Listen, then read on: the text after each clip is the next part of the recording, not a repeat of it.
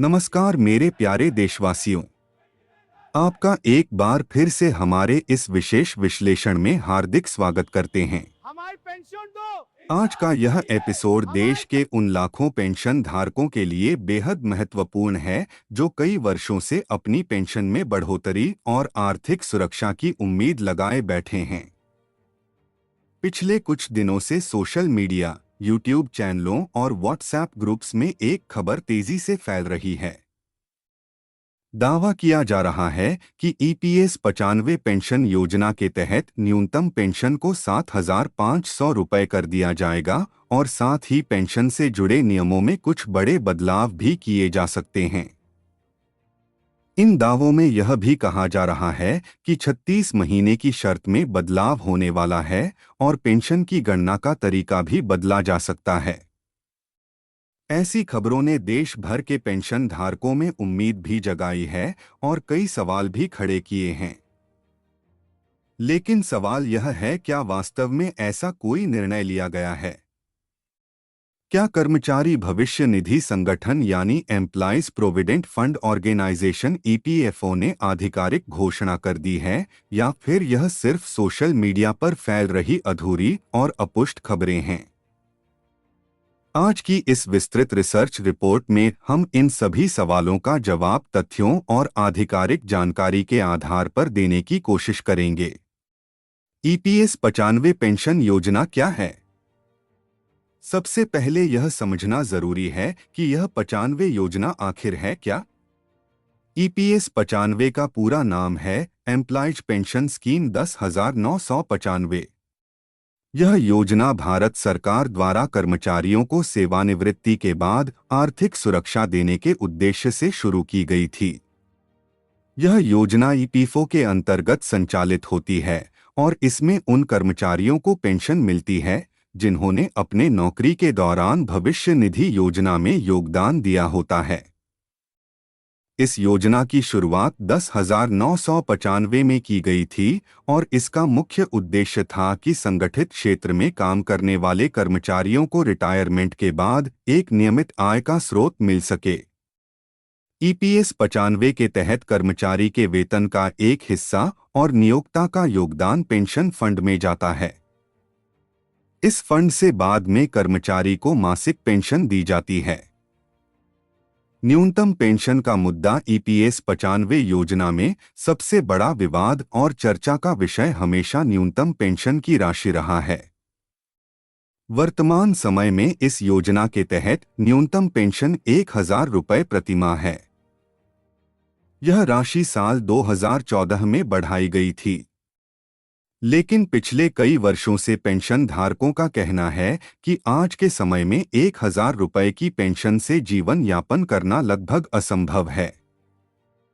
देश में लगातार बढ़ती महंगाई, स्वास्थ्य खर्च और दैनिक जरूरतों के कारण पेंशन धारक लंबे समय से मांग कर रहे हैं कि न्यूनतम पेंशन को बढ़ाकर कम से कम 7,500 रुपये प्रतिमाह किया जाए। 7,500 रुपये पेंशन की मांग क्यों उठी? पेंशन धारकों का कहना है कि जब ईपीएस 95 योजना शुरू की गई थी उस समय की आर्थिक स्थिति और आज की आर्थिक स्थिति में बहुत बड़ा अंतर आ चुका है। आज महंगाई कई गुना बढ़ चुकी है। खाद्य पदार्थों की कीमतें बढ़ गई हैं, दवाइयों का खर्च बढ़ गया है और स्वास्थ्य सेवाएं भी काफी महंगी हो चुकी है। ऐसी स्थिति में 1,000 रुपये की पेंशन कई लोगों के लिए प्रतीकात्मक राशि बनकर रह गई है। इसी कारण देश भर के कई पेंशनर संगठन लगातार सरकार से मांग कर रहे हैं कि पेंशन को बढ़ाकर 7,500 रुपये प्रतिमाह किया जाए। पेंशनर संगठनों का आंदोलन, देश भर में कई पेंशनर संगठन इस मुद्दे को लेकर सक्रिय रहे हैं। इन संगठनों ने कई बार सरकार को ज्ञापन दिया है, रैलियां निकाली हैं और अदालतों का दरवाजा भी खटखटाया है।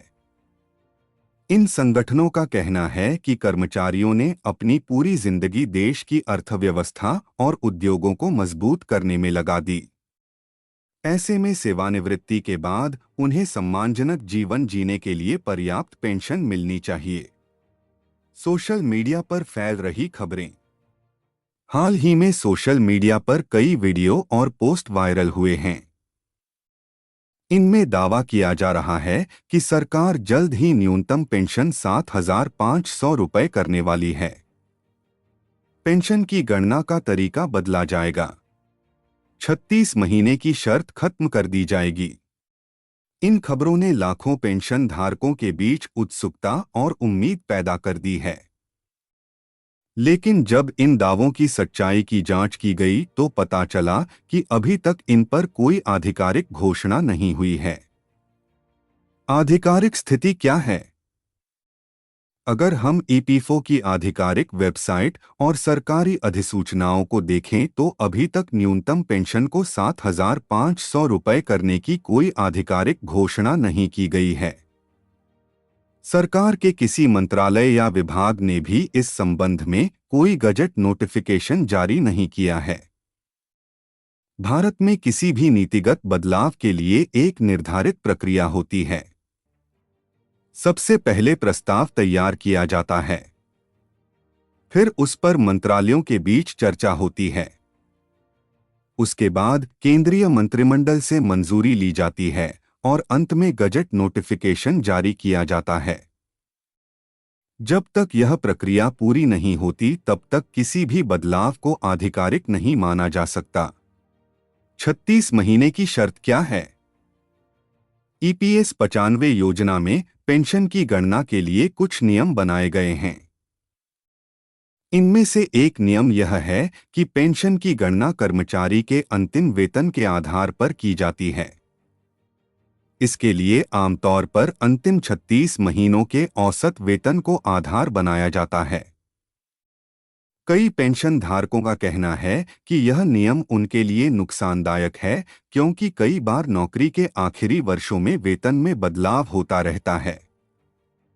इसी कारण कुछ संगठन इस नियम में बदलाव की मांग कर रहे हैं। लेकिन अभी तक इस नियम में भी कोई आधिकारिक बदलाव नहीं किया गया है। महंगाई भत्ता ना क्या है? अब किसी भी देश की तरक्की बड़ी बड़ी इमारतों से नहीं मापी जाती। महंगाई भत्ता किसी भी देश की अलाउंस सिर्फ उसकी आर्थिक ताकत है। सरकारी कर्मचारियों को दिया है जब एक अतिरिक्त बुजुर्ग सुरक्षित हो। इसका उद्देश्य सम्मानित हो, बढ़ती महंगाई के जीवन में कम करना हो। अगर समाज में बुजुर्गों का सम्मान